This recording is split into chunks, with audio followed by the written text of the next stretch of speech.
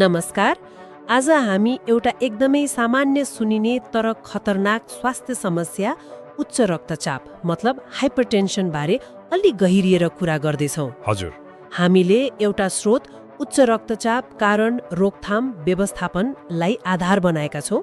हाम्रो उद्देश्य चाहिँ यस विषयमा स्पष्ट र व्यावहारिक जानकारी दिनु हो। निश्चय पनि यो उच्च रक्तचाप खै विश्वभरि नै स्वास्थ्यमा ठूलो बोझ बनेको छ। हो र? यसलाई साइलेन्ट किलर पनि भन्छन् नि। साइलेन्ट किलर किन होला? किनभने यसले प्राय केही लक्षण देखाउँदैन तर भित्रभित्रै गम्भीर समस्याहरू मतलब मुटु मृगौलामा असर पुर्याइरहेको हुन सक्छ। त्यसैले यसबारे जान्नु सबैलाई जरुरी छ। लक्षण नदेखिने भएर साइलेन्ट किलर, यो त गम्भीर कुरा रहेछ। त्यसो भए सुरु गरौँ। यो उच्च रक्तचाप भनेको ठ्याक्कै के हो त, सरल शब्दमा भन्नुपर्दा? हजुर, यस्तो छ नि, हाम्रो मुटुले रगत पम्प गर्छ नि। गर्छ। हो, त्यो पम्प गर्दा रगतको नलीको भित्तामा एक किसिमको दबाव पर्छ, चाप पर्छ। त्यही नै रक्तचाप हो। अनि यसलाई मिलिमिटर अफ मर्क्युरी mmHg मा नापिन्छ। यसले त्यो चाप कति छ भनेर देखाउँछ। अब दुईवटा नम्बर हुन्छन् यसमा। जब मुटु खुम्चिएर जोडले रगत फाल्छ त्यो बेलाको चाप अलि बढी हुन्छ, त्यसलाई माथिल्लो मतलब सिस्टोलिक चाप भनिन्छ। हजुर। अनि जब मुटु एक धड्कनपछि अर्को धड्कनको बीचमा आराम गर्छ त्यो बेला नसामा रहने कम चाप, त्यो भयो तल्लो मतलब डायस्टोलिक चाप। माथिल्लो र तल्लो हो। अनि जब यो चाप लगातार मतलब जाँच गर्दा पटक पटक सामान्य भन्दा माथि देखिन्छ, सामान्यतया 140 mmHg सिस्टोलिक वा 90 mmHg डायस्टोलिक वा त्योभन्दा बढी भयो भने हो त्यसलाई चाहिँ उच्च रक्तचाप भनिन्छ। लगातार बढी हुनु पर्यो है? हजुर, लगातार। यसले के गर्छ भने मुटु, मस्तिष्क, मृगौला जस्ता महत्त्वपूर्ण अङ्गहरूमा निरन्तर दबाव पार्छ, जसले पछि गएर असर गर्छ। बुझे, निरन्तरता महत्त्वपूर्ण रहेछ। अनि यस्तो अवस्था किन आउँछ त? कारणहरू के हुन्? केले जोखिम बढाउँछ? यसका कारणहरू धेरै छन्। एउटा त हाम्रो जीवनशैली नै हो। जस्तै खानेकुरामा धेरै नुनिलो खानु, चिल्लो बढी खानु, फलफुल सागसब्जी कम खानु, अल्छी गरेर बस्नु मतलब शारीरिक व्यायाम नगर्नु, मोटोपना हुनु। अनि धूम्रपान वा रक्सी सेवन गर्ने बानी छ भने त्यसले पनि जोखिम बढाउँछ। जीवनशैली त प्रमुख कारण रहेछ। हो। अनि अर्को कुरा वंशानुगत पनि हुन्छ, मतलब परिवारमा कसैलाई छ भने आफूलाई हुने सम्भावना बढ्छ। उमेर बढ्दै जाँदा पनि जोखिम बढ्छ। सधैँ तनावमा रहनु अनि मधुमेह वा मृगौलाको समस्या छ भने पनि उच्च रक्तचाप हुन सक्छ। ओहो, धेरै कुराले असर गर्ने रहेछ। तर अघि भन्नुभयो लक्षण नै देखिन्न रे। त्यसो भए कसैलाई उच्च रक्तचाप छ भनेर कसरी थाहा पाउने त? केही त सङ्केत होला नि? खासमा यही नै यसको सबैभन्दा गाह्रो पक्ष हो। धेरै जसो मानिसमा कुनै प्रष्ट लक्षण देखिँदैन। त्यसैले त साइलेन्ट किलर भनेको। कहिलेकाहीँ एकदमै कहिलेकाहीँ कसैलाई टाउको धेरै दुख्ने, रिङ्गाटा लाग्ने, एक्कासी नाकबाट रगत आउने, छाती भारी हुने वा सास फेर्न गाह्रो हुने जस्तो हुन सक्छ। तर सधैँ हुँदैन। त्यसैले यी लक्षण देखिन्छन् कि भनेर पर्खेर बस्नु त भएन।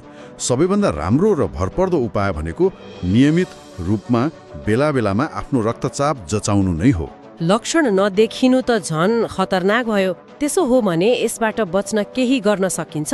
रोकथाम कसरी गर्ने? अनि कसैलाई भइसकेको छ भने कसरी नियन्त्रणमा राख्ने त?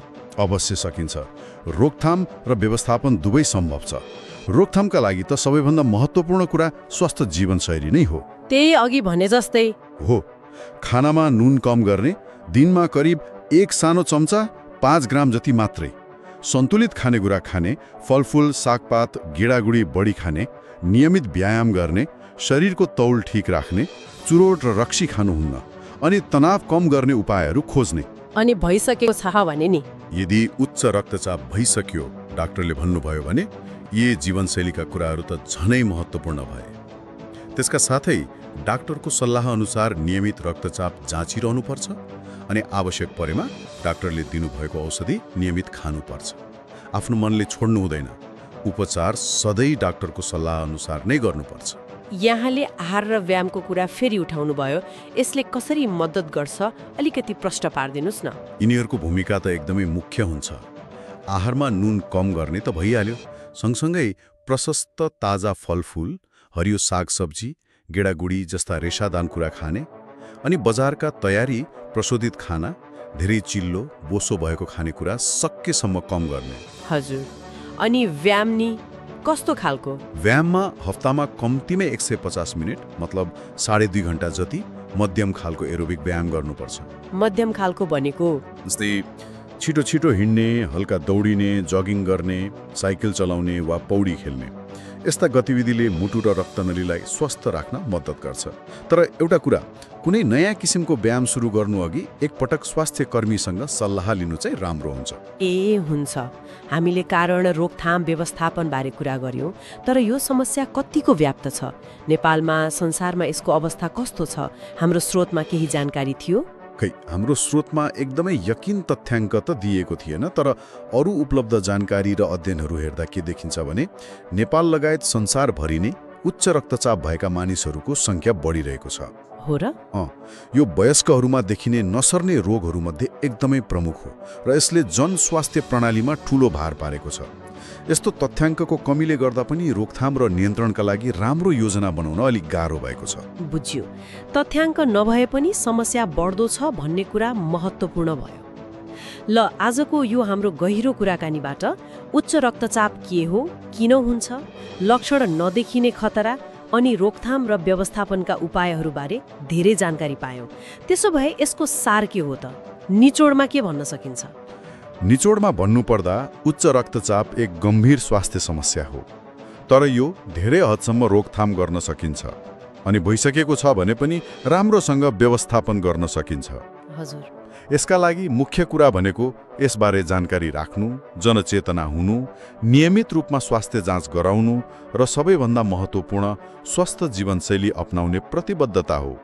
यति गर्न सकियो भने मुटु रोग, मस्तिष्कघात, स्ट्रोक जस्ता खतरनाक अवस्थाहरूबाट बच्न धेरै मद्दत पुग्छ। एकदमै महत्त्वपूर्ण कुरा।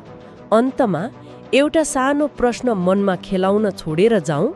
हामीले आफ्नो दैनिक जीवनका ससाना बानीमा अलिकति सकारात्मक परिवर्तन ल्यायौँ भने त्यसले भविष्यको स्वास्थ्यमा कति ठूलो र राम्रो फरक पार्न सक्ला?